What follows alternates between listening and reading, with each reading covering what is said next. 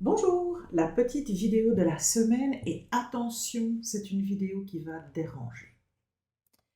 Aujourd'hui, je voudrais qu'on parle de quelque chose que je trouve insidieux et triste, mais qui est un fait. Et nous allons parler du gaslighting dans les relations entre parents et enfants. Si c'est la première fois que tu entends parler du gaslighting ou détournement cognitif tel qu'il a été traduit par les Québécois, décervelage par les Français, je pense qu'il est nécessaire que tu ailles voir la première vidéo sur le gaslighting. Elle te donnera une idée un peu plus précise de ce que c'est. Alors, tu vas m'entendre utiliser ce terme anglais parce que comme il n'y a pas vraiment de traduction officielle, je garde ce terme pour le moment. Le gaslighting, c'est extraordinairement manipulateur et pernicieux. Le principe du gaslighting, c'est de faire douter de toi, de faire douter de ce que tu sais et faire en sorte que tu finisses par ne plus avoir confiance ni dans ce que tu sais, ni dans qui tu es, pour pouvoir être totalement soumise à la manipulation que tu subis de ce gaslighter.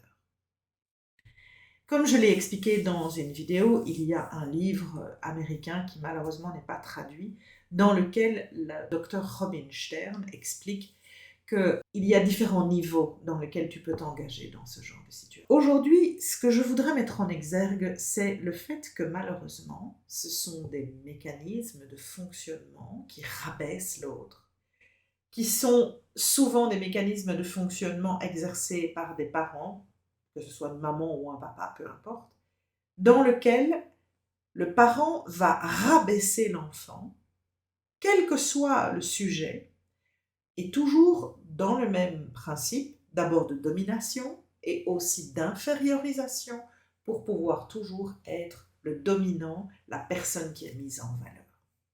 Alors, les situations sont nombreuses, elles peuvent être diverses. Ça peut être des situations comme considérer qu'un enfant est incapable et le lui répéter de façon périodique. Euh, Toujours critiquer la manière dont il s'habille, toujours critiquer les initiatives qu'il va prendre, toujours le décrier quand il essaye de prendre une initiative pour s'embarquer dans un projet quel qu'il soit, c'est toujours rabaisser l'enfant à une personne incapable. C'est dramatique, mais c'est un fait. Alors, ici, ce que je voudrais essayer de te faire comprendre, c'est que je voudrais que tu réfléchisses à la manière dont tu t'adresses à ton enfant.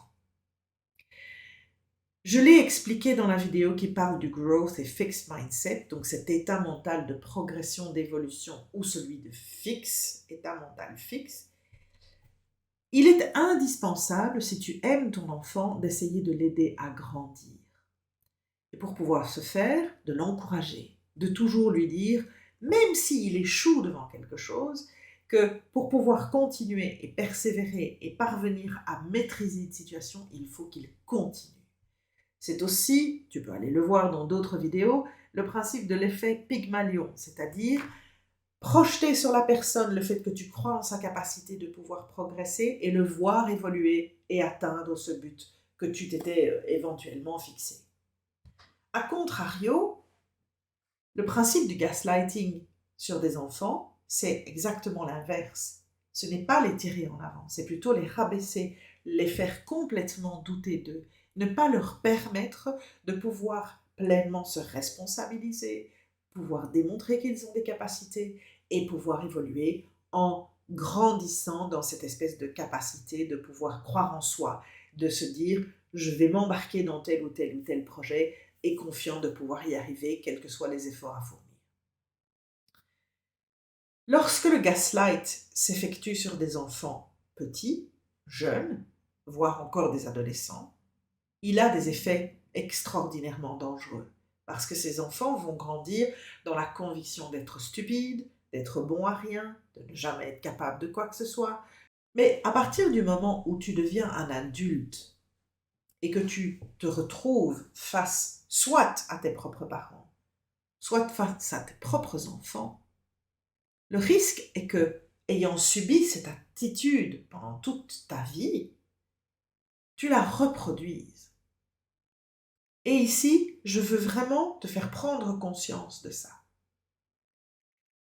Alors, ce qui se passe dans ta relation d'adulte avec tes parents, c'est que tu vas continuellement être critiqué. Que ce soit parce que tu décides de lancer ton entreprise, que ce soit parce que tu décides de te couper les cheveux ou d'avoir d'autres tenues vestimentaires, que ce soit parce que tu décides de partir en vacances avec des amis plutôt que d'aller chez eux à la maison de campagne qu'ils ont. Quelles que soient les initiatives que tu vas prendre en tant qu'adulte, elles vont être décriées. Elles seront toujours critiquées. Elles sont toujours amoindries. Parce que dans le principe du gaslighting, c'est ça, c'est toujours te critiquer, t'inférioriser, te diminuer quelque part ce que tu mets en place. Alors, le principe du gaslighting, c'est surtout de ne pas essayer de te justifier ou de leur démontrer qu'ils ont tort. Parce que plus tu vas interagir dans cette approche-là, et plus ils vont continuer à pouvoir s'imposer à toi. Par contre, apprendre que tu es confiant avec toi-même et que malgré toutes les critiques que tu entends de tes parents, tu es capable de continuer et de persévérer dans la direction que tu as choisie, sera la meilleure des solutions pour éviter que tu ne continues à le subir. Soyons clairs, si tu dois subir ce genre de choses de façon régulière, il y a de très fortes chances que progressivement, tu t'éloignes de tes parents. Parce que c'est très difficile d'être constamment rabaissé et d'être constamment infériorisé et diminué alors que tu deviens un adulte ou que tu es un adulte accompli, que tu as déjà démontré que tu étais capable de prendre des initiatives et de réussir, et de continuellement se faire rabaisser, insulter, amoindrir. Donc, forcément, il y a de très grandes chances que tu prennes cette distance parce qu'elle te permet de te protéger. Par contre, si tu en es au début de ta vie d'adulte et que tu es toujours lié à ce genre de situation et que tu ne sais pas comment les gérer, et qu'en m'écoutant, tu te rends compte que quelque part, tu essayes toujours de te justifier parce que tu attends toujours cette valorisation de ton parent que tu cherches à obtenir absolument, rends-toi compte que ça n'arrivera pas. Il faudrait vraiment quelque chose de miraculeux, je dirais presque, pour que les choses changent. Que ce réflexe parental, dont ils ne sont d'ailleurs sans doute pas conscients, cesse. Et que subitement, ils te regardent avec ce regard admiratif, reconnaissant ta valeur et tout ce que tu as déjà accompli. Peut-être que ça peut arriver. Je n'ai pas dit que c'était impossible. Mais si tu l'attends et que tu crois encore que ce sera la solution du problème, je pense que tu vas être éternellement insatisfait. Tu peux exprimer cette manière de prendre de la distance par rapport à la manière dont il s'exprime et rester ferme et serein par rapport à la manière dont tu te sens et les choix que tu fais. Pour ça, tu dois utiliser le message je.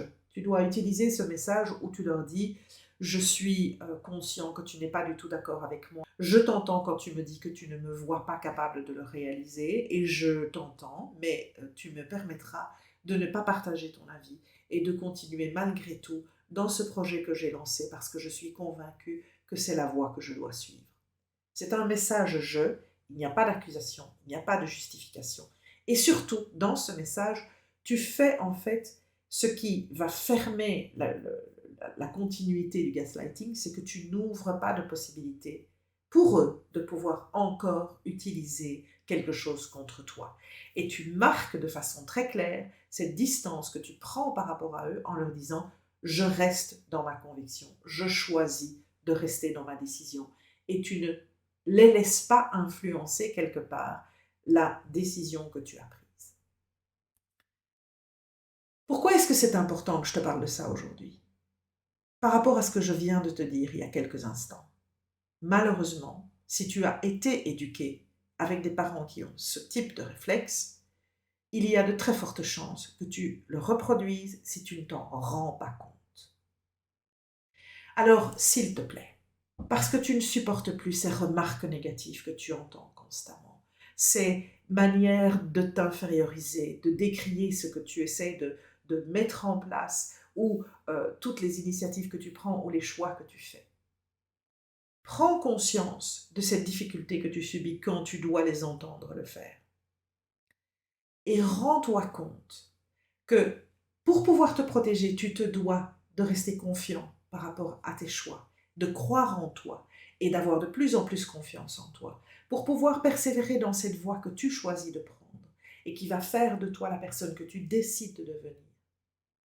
Mais n'oublie pas que en faisant ça pour toi, tu dois aussi changer les mécanismes dans lesquels tu as peut-être déjà, malheureusement, interagi avec tes propres enfants et construire avec eux, dans l'éducation que tu leur prodigues et la manière dont tu veux les soutenir, cette attention du détail, de la manière dont tu leur parles et le fait de choisir l'encouragement, de toujours choisir l'aspect positif qui va leur permettre de se dire « Ok, je n'ai peut-être pas réussi aujourd'hui, mais je vais persévérer parce que plus je persévère, plus j'arrive à la maîtrise de quelque chose. » Mais surtout, surtout, d'être bien conscient de ne pas retomber dans ces situations que tu as vécues et qui deviennent malheureusement, souvent, quand on n'y réfléchit pas, des réflexes. Donc, je te l'ai dit, c'est une vidéo qui est délicate, c'est une vidéo qui dérangera probablement. Parce que je questionne, une fois encore, l'attitude de certains parents. C'est une question pour te faire prendre conscience que ces mécanismes existent. Malheureusement, le gaslighting, tel qu'il nous a été expliqué, est quelque chose qui s'est mis en place depuis plus de 50 ans. Et il est rampant dans notre société. Si tu l'as subi, fais attention de ne pas le reproduire. C'est un sujet délicat, ça a des conséquences dramatiques sur la manière dont tes enfants peuvent évoluer. Et je suis convaincue que par amour pour tes enfants, ce n'est pas ce que tu cherches. Alors, au lieu de reproduire un schéma, parce que c'est comme ça que tu as été élevé, questionne ce schéma, reprends de ce schéma ce que tu sais être chouette, utile, et que tu as envie de transmettre, et crée l'éducation que tu veux pour tes enfants par rapport à ce problème, pour sortir de ces mécanismes. Voilà, gaslighting de parents à enfants. Il y a d'autres vidéos, n'hésite pas à aller les voir pour mieux comprendre de quoi je te parle et prends bien conscience que tu crées ton éducation avec tes enfants progressivement et que si tu veux trouver les moyens pour le faire le plus positivement possible, il faut que tu te renseignes plus sur la différence entre l'état d'esprit de progression ou d'évolution et l'état d'esprit fixe ou le growth et fixed mindset. Bonne communication avec tes enfants, bonne communication avec toi-même pour te protéger. Et à la prochaine fois. Salut!